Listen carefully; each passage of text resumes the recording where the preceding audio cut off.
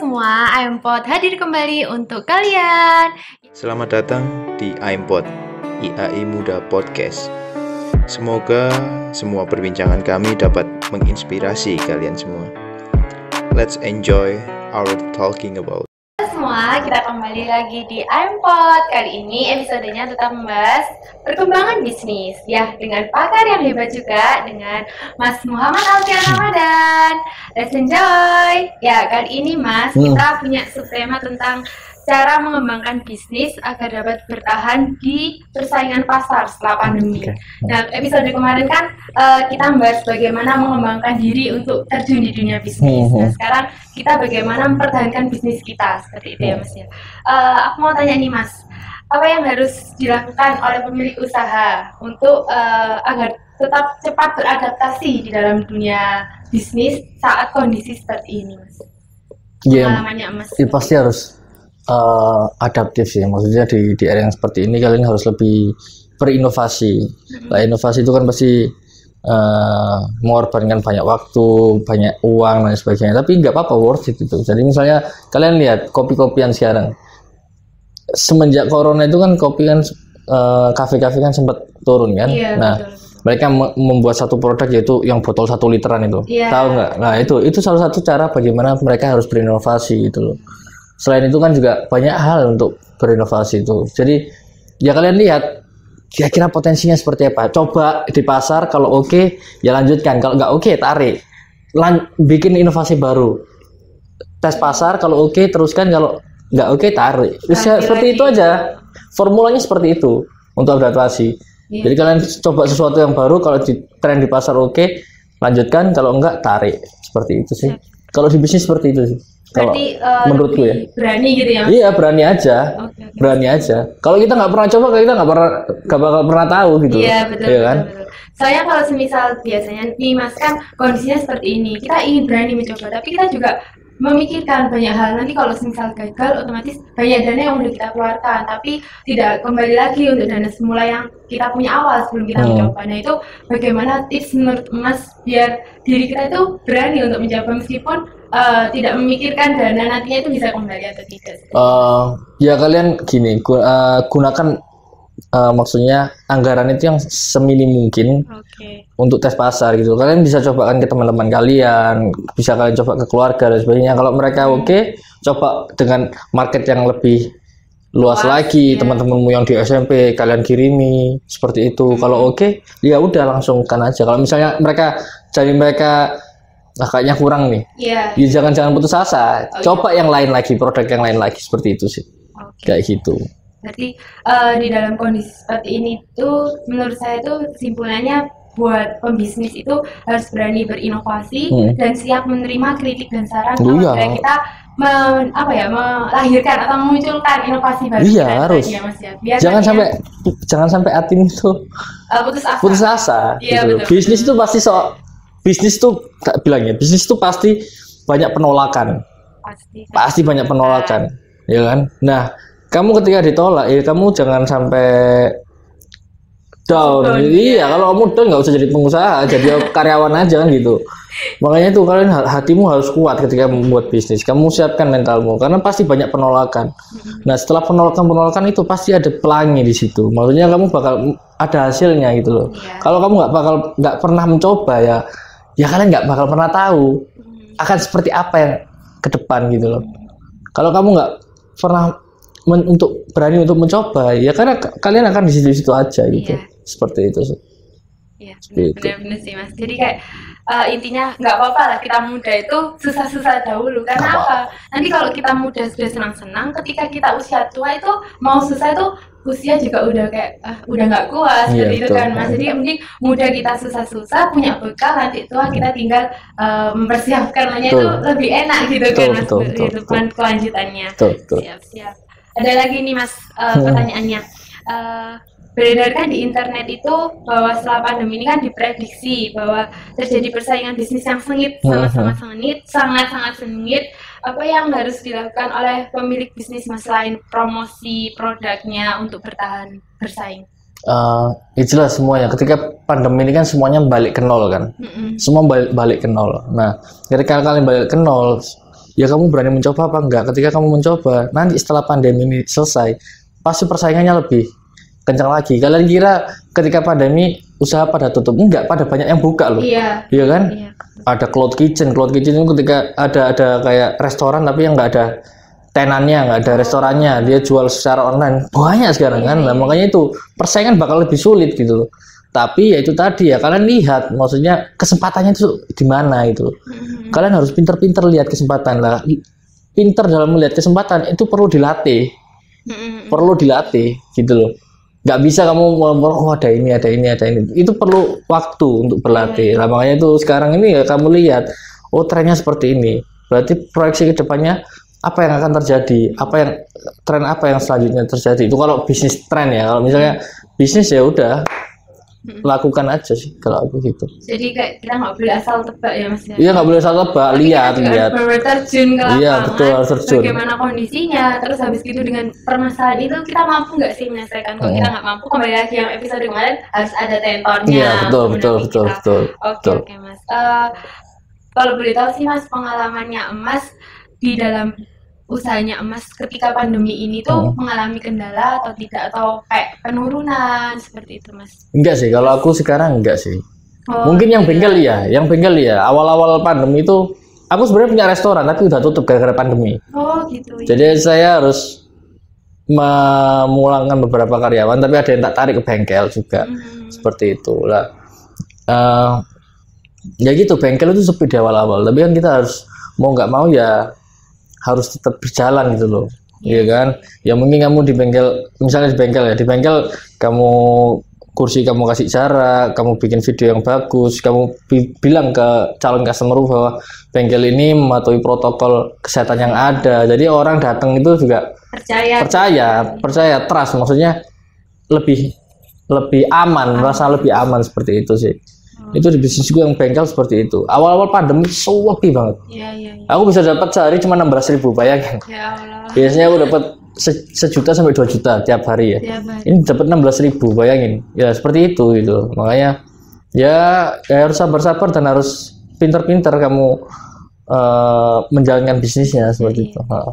Karena kalau bisnis kita itu tutup, kita juga merugikan diri sendiri tapi juga merugikan orang lain, kasihan itu. Iya, betul sekali. Makanya itu. Kita udah buka dari awal bekerja bersama-sama, tapi kok dengan mudah kita mengeluarkan biaya juga betul. Kan Mas? Makanya itu berat sebenarnya. Cuman ya nggak bisa lagi. Iya, betul. Bisa. Kalau semisal boleh tahu nih Mas, perjalanannya Mas untuk membuka berbagai macam usaha itu gimana? Kan ada yang bengkel, tadi katanya juga ada yang restoran. Itu Mas jalaninnya sendiri, maksud saya benar-benar dirinya Mas sendiri, atau ada rekan juga yang dalam satu perusahaan itu ditangani 2 orang, Mas samarkan Mas? Gak ada sih sebenarnya, aku sendiri semua. Kalau aku bikin bisnis pasti sendiri, tapi kan aku dapat referensi dari link teman-temanku itu. Jadi dia bikin bisnis apa, prospeknya seperti apa. Oke, aku contoh, bisa lanjutkan seperti itu sih. Jadi kopi modifikasi ya dilanjutkan gitu. Kalau semisal ngerekrut pegawainya itu juga Mas sendiri? Oh iya, kalau itu pasti ya. Jadi aku harus tahu karyawanku seperti apa, wataknya seperti apa, sifatnya seperti apa. Jadi kita tahu bagaimana cara mengontrol dia seperti apa itu. Iya, betul. Ada kan penanganan. Nah itu psikologi kamu juga harus belajar tuh. Itu harus belajar. Ketika kamu karyawan itu kan, kamu misalnya karyawanku banyak ya. Jadi tiap orang ini memiliki sifat yang berbeda-beda gitu. Jadi penanganannya beda-beda. Ada yang dulu tuh telatan dan sebagainya. Nah, kita harus tahu bagaimana cara negasinya seperti apa biar dia nggak sakit hati, biar dia tetap semangat kayak gitu. Ada yang dia menonjol lah, kita ya apa caranya menonjol ini biar nggak terlalu menonjol, maksudnya biar yang lain bisa berkembang bareng-bareng kayak gitu loh. Nah, kayak gitu sih. Jadi kita harus mempelajari psikologinya karyawan-karyawan kita seperti apa. Itu juga penting ya, psikologi. Betul sih, Mas. Jadi apa lagi? Finance, marketing, psikologi, ya SDM itu itu psikologi itu. Oke. Itu penting. Karena juga kita tuh kalau kerja dengan orang banyak, kita nggak bisa mengenal dia, juga nggak akan mengenal kita. Nggak bisa. Kalau kita kerja sama orang banyak tapi dia nggak bisa mengenal kita, dia bakalan seenaknya sendiri gitu mengerjakannya. Itu pasti. seenaknya sendiri. Itu Terus pasti. kitanya juga lebih kayak nggak percayaan gitu, beneran dikerjain apa enggak kayak gitu kan masih jatuhnya. Ya itu nggak apa-apa, kamu nggak percayaan itu nggak apa-apa loh. karena itu kan bisnismu gitu loh. Kamu nggak percayaan nggak apa-apa, tapi ya jangan terlalu over lah. Nggak percaya, ya tetap harus nggak percaya gitu. Biar kita tahu kenyataannya seperti apa itu. Kalau kamu menutup itu ya kamu nggak bakal tahu kenyataannya seperti apa. Itu. Oke, Mas. Ini ada Q&A dari IG, Mas. Atas nama Mas Iqbal Nabil 12. Dia bertanya, bagaimana membangun kepercayaan diri di depan atasan dan halayak umum? Kan biasanya itu kita juga selain membangun kepercayaan diri di atasan perusahaan, kita kan juga harus membangun kepercayaan diri ketika kita interview nih Mas di perusahaan. Itu bagaimana, Mas? Ya kamu kalau mau percaya diri, kamu harus dekat dengan orang tuamu. Gitu. Karena keluarga itu penting. Ketika lingkungan keluargamu, misalnya kamu nggak punya bapak ibu ya orang terdekatmu gitu loh, misalnya kakek nenekmu atau istrimu kalau kamu udah menikah, itu penting. Dekat dengan keluarga itu membangun kepercayaan dirimu gitu loh. Bukan temen loh ya, temen banyak itu belum tentu karena mereka bakal mengkhianati. Lah keluarga itu, ketika kamu di dalam keluarga itu kan saling menguatkan kan, di dalam keluarga saling menguatkan. Akhirnya kepercayaan diri itu tumbuh. Nah, kepercayaan diri tumbuh, akhirnya kamu bisa melakukan banyak hal gitu loh. Kamu melakukan apa saja itu gak bakal terbebani gitu loh. Mau di depan atasan, mau di khalayak umum seperti apa, itu keluarga yang utama itu. Jadi kepercayaan diri itu tumbuh karena keluarga. Kayak anakku nanti misalnya waktu sekolah atau apa ya tetap tak temenin, misalnya tak anterin sekolah. Biar apa? Biar dia tumbuh rasa percaya dirinya sejak kecil kan seperti itu. Iya, betul. Itu penting itu. Karena seperti itu. Saya juga mengalami sih Mas. Jadi kayak semisal ada suatu option yang harus saya pilih itu semisal saya contohnya saja di organisasi ini Mas. Jadi dulu itu saya itu sempat dipercaya untuk maju sebagai ketua kan, tapi saya tidak memiliki kepercayaan diri itu. Nah, dengan begitu saya cerita dengan orang tua saya, jadi orang tua itu lebih mendukung. Udah gimana pun keadaannya nanti, kendalanya apapun nanti, kita tetap selalu mendampingi dirimu gitu. Jadi sedondonnya aku ingat bahwa ada orang tuaku gitu. Jadi it's okay lah, nggak apa-apa aku coba selagi banyak orang yang mendukung kita. Iya itu betul. Sih, Mas. Ya betul juga sih. Aku dulu tuh nggak dekat sama orang tuaku. Jadi ketika aku nggak dekat dengan orang tua, masa remajaku itu aku nggak pernah dekat dengan keluargaku karena bapak ibuku ya. Karena aku itu pisah. Jadi aku di Surabaya, bapak ibuku di Gresik kerja kan. Jadi aku sekolah sampai kuliah itu Surabaya. Merantau sendiri Mas. Merantau sendiri.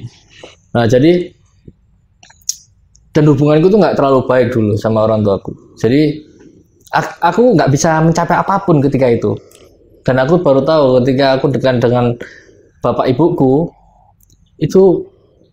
Maksudnya Allah itu selalu akan memberikan kamu jalan gitu loh. Iya, betul. Mulai dari hatimu, jalanmu, karirmu, sekolahmu dan sebagainya lancar. Makanya dari itu deket tuh sama orang tuamu. Itu paling utama, serius. Aku orang yang paling bandel di keluargaku. Tapi sekarang aku bilang orang tua itu yang utama gitu.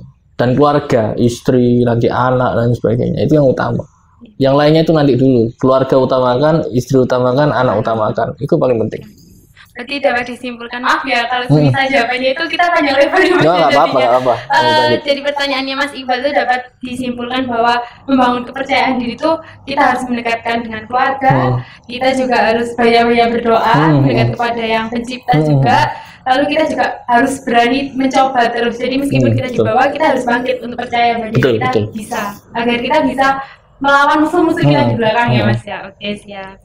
Ini ada lagi Mas pertanyaan yang kedua dari IG kita atas nama Intara SD dengan pertanyaan, apakah self development melulu demi better career gitu? Apa pengembangan diri saja yang berguna untuk karir yang lebih baik, Mas?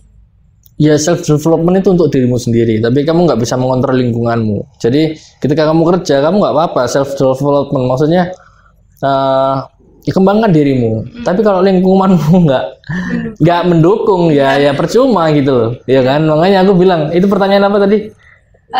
Self development melulu demi better career. Ya nggak melulu jawabannya, nggak melulu. Ya karena tergantung lingkungannya juga seperti apa, bosmu seperti apa. Kalau bosmu mau kamu maju ya gak apa-apa, kamu nggak masalah, lanjutkan gitu. Tapi self development itu ya utama. Kamu tetap harus mengembangkan dirimu di lingkungan apapun. Masalah lingkunganmu seperti ini, seperti itu, ya udah. Ketika kamu udah mengembangkan dirimu, kalau kamu nggak cocok dengan lingkunganmu ya kamu harus pindah dari lingkungan itu gitu. Kamu jangan memaksakan dirimu di situ. Karena kamu nggak bakal mencapai banyak hal di situ. Itu seperti itu. Soalnya kita dalam hal tekanan batin. Iya, tekanan batin. Ya harus kontrol diri juga itu. Makanya dari itu. Ada lagi nggak nih Mas saran atau pesan untuk pembisnis di luar sana dalam menghadapi masa pandemi ini? Untuk tetap bisnisnya dapat berkembang dan tidak sampai merugikan karyawan-karyawannya seperti itu Mas. Ya itu kita harus tahu medan lah ya, kita harus tahu medan pertempuran bisnis di era sekarang itu seperti apa. Karena pasti persaingannya sangat sengit. Iya. Persaingannya sangat sengit. Banyak usaha-usaha baru itu tumbuh. Jadi kalian harus pelajari itu banyak hal. Pelajari banyak hal. Ya 3 hal tadi kayak misalnya keuangan, marketing, operasional dan juga karyawan human resource itu penting itu. Terus kalian juga harus banyak network. Iya. Itu paling utama. Dalam bisnis itu network itu utama. Ketika kamu nggak punya network, ya kamu mau promosi kayak gimana pun ya susah. Kalau kamu punya banyak teman, kamu promosi, temanmu datang ikut mempromosikan, akhirnya jaringannya lebih luas lagi. Iya, lebih dikenal lagi. Betul. Pahami bisnismu, jalin network. Pahami bisnismu, jalin network. Oke. Itu yang utama. Siap. Mungkin untuk tema ini sampai di sini dulu Mas ya. Jadi dapat disimpulkan juga teman-teman, untuk teman-teman di luar sana mungkin juga ada Mas mahasiswa yang dia udah punya bisnis, itu tetap semangat, percaya diri dan jangan putus asa untuk mengembangkan bisnismu. Lebih luas cari jaringan dengan teman-temanmu dan percaya dengan orang lain juga. Terima kasih Mas. Terima kasih, sama-sama. Terima kasih. Buat teman-teman semua, jangan lupa di like, comment, share, and subscribe. Terima kasih sudah menonton. Terima kasih. Bye-bye.